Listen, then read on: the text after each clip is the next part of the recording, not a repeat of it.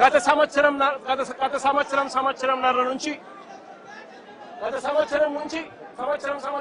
నుంచి చంద్రబాబు నాయుడు గారు కావాలని ఉద్దేశపూర్వకంగా అబద్ధాలతో కూడిన ప్రకటనలు చేస్తూ ప్రజలను మభ్యపెట్టే కార్యక్రమం చేశాడు. తిరుపతి నెయ్యిలో, పవిత్రమైన తిరుపతి నెయ్యిలో భక్తుల మనోభావాలను దెబ్బతీసే విధంగా కావాలని కుట్రపూరితంగా ఆ నెయ్యిలో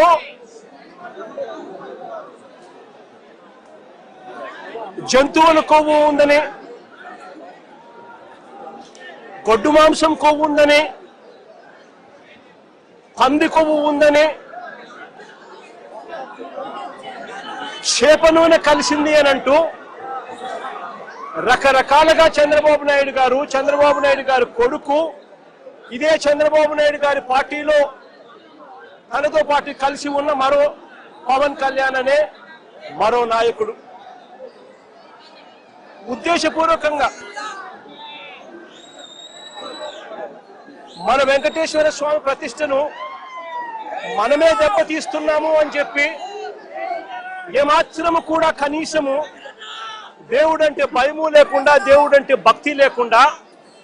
రాజకీయాల కోసం దేవుడిని ఉపయోగించడం మొదలుపెట్టారు.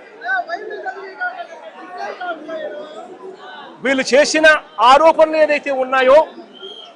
ఆ ఆరోపణలన్నీ కూడా అవాస్తవము అని ఏకంగా NDDB, national dairy development board